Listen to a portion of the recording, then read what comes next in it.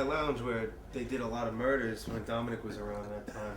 These guys were chopping up bodies there, and the tenants that moved in afterwards, they interviewed them. And Debbie Doyle. She said, yeah, sometimes the drain gets a little clogged. Right? They must have bled 100 bodies in those showers. Yeah, I mean, there were bodies every time you went over there, Oh, right? just about. How big was the space? The apartment? Yeah. Not that big. It was a fairly small bathroom, a dining room, a kitchen, and a living room, and a bedroom. I used to call it the horror hotel, because you never knew what the hell you were going to find in there, because they were just crazy. They just loved chopping bodies up. That's what they did. And they'd get depressed, right, if they didn't have people. Oh, I could walk in there I used to go there 3 times a week, 4 times a week, and I could walk in there and just tell if they hadn't killed anybody lately, because they'd all be depressed. They'd all be just sitting around moping, But if they had just done some work, they were all they were still on the high. How much would they get paid to do something like that? Oh, it was more related to their rackets. It wasn't contracts. It was just related to what they were doing. Like if somebody was fucking with their business, they would whack them. Or if they were impeding on something. What business? I mean. Well, they had the car business, pornography, drugs. Tell them what they did to Andre Katz. They took him to a pantry pride in Queens, and they chopped him into pieces. But before they did that, they put his head in a trash compactor. That's how they killed him. Remember in the basement of the supermarket where you put the cardboard? Exactly. We all went in one of those. And what was funny, when I saw the autopsy photos, Frank Pagola showed me the autopsy photos, and what happened was when they found the pieces, the coroner put them together in the back of the parking lot behind the pantry pride. So you see an arm over here, an arm over there, torso, legs over there. And then you see the head. It looks like a fucking pancake.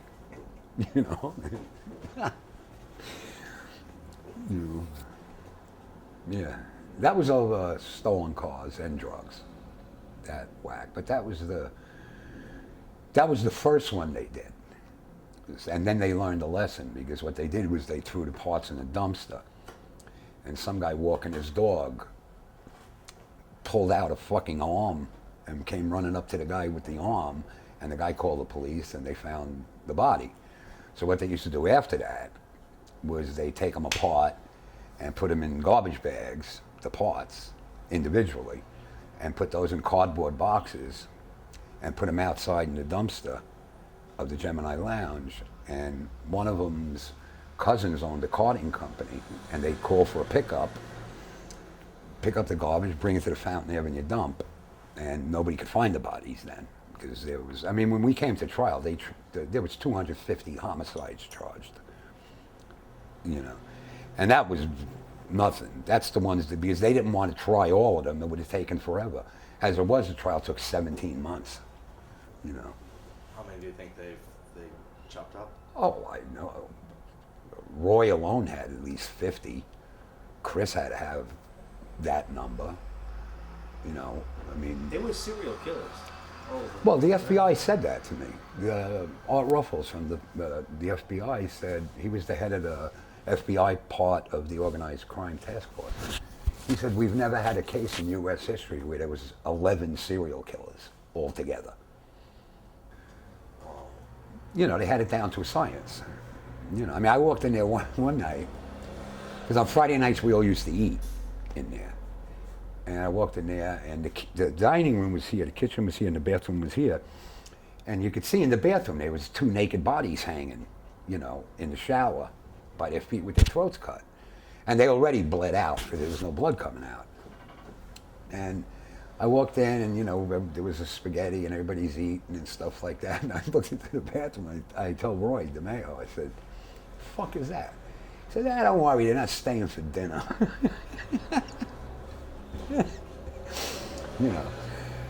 That was their humor.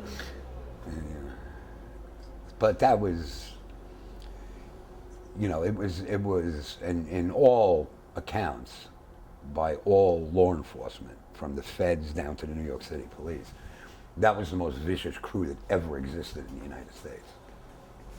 You know, no one did the killing that they did. That's why they called the book Murder Machine. It was a machine.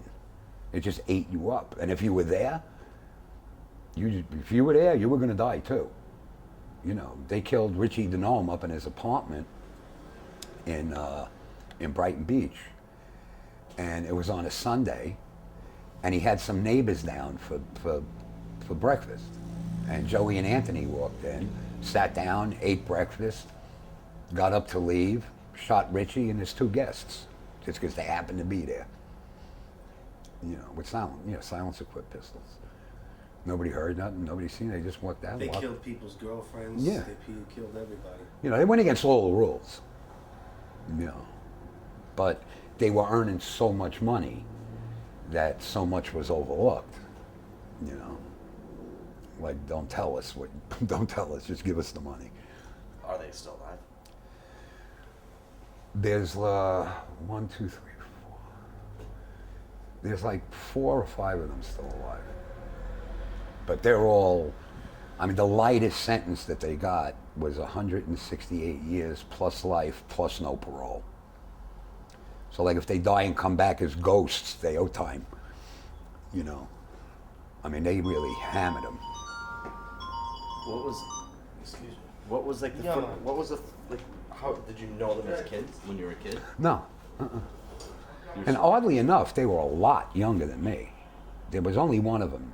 Henry was my age. But the other ones were all 19, 20, 21, 20, 26. You're from the neighborhood?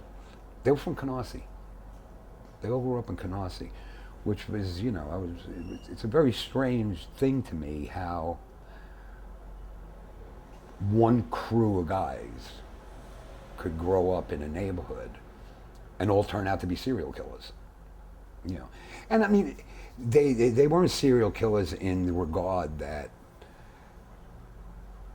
they were just killing for killing's sake. Everything in their minds, there was a motive, and everything was about money. You know, everything was about money. I mean, these guys were taking down over 300 grand a week. You know, I mean, it wasn't these guys knew how to earn, you know.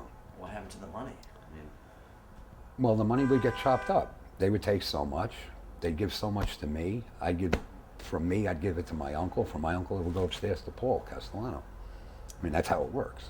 No, they were like part of our crew. I was in charge of them. That's what my slot was, which was kind of a scary fucking job, you know, because they made you disappear, so they could kill you anytime they wanted to, and nobody's ever going to find your body. You know, and that's why when I said before, why the feds thought I was dead all those years when I was in California, they said, oh, they must have whacked them, you know. So I mean, it was an interesting crew to hang out with, you know, to say the least. You know, they were very good at what they did, you know. Is the light good in here? it's fine. It's like that idiot, that Iceman schmuck, you know, that Sammy the Bull hired him to do a hit. The hell do we need that Pollock for? We got like 200 hitters here in Brooklyn. We need to go to Jersey and hire some idiot to do a hit? Come on.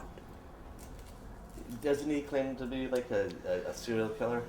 He claims to be a lot of shit. He claims in his interview on TV that he hung out at the Gemini Lounge. And believe me, he didn't hang out at the Gemini Lounge. He came there one time and bought a gun. And that's the only time he was at the fucking Gemini.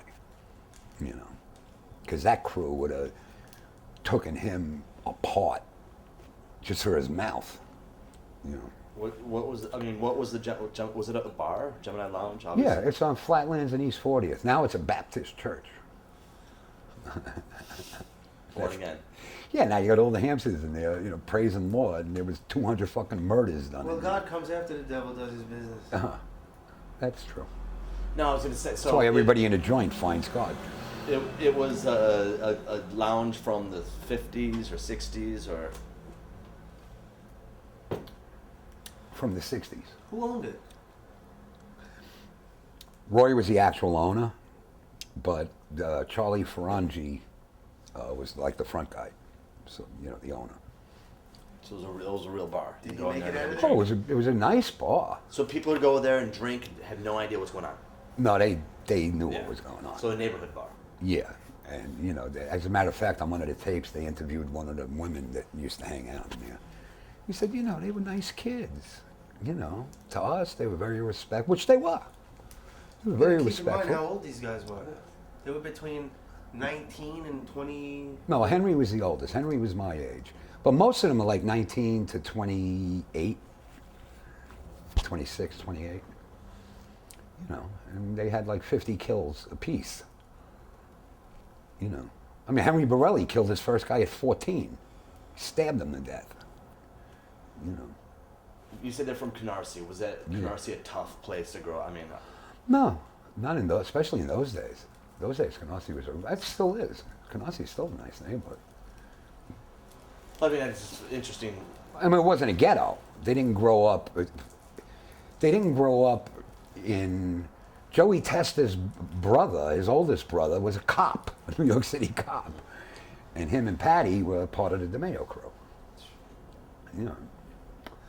Which is another thing. I mean, they even killed cops. They killed Peter Calabro and his partner. Because they were working for the Gemini Lounge, but for the Gemini crew. They were giving the Demeo crew clean VIN numbers to use on the stolen cars. Mm-hmm. Then the Demeo crew eventually got paranoid that they were going to turn, and they stopped at a light. They shotgunned both of them. Over New Jersey. Peter Ware and Joe Calabro. They were both auto crimes cops. I'm gonna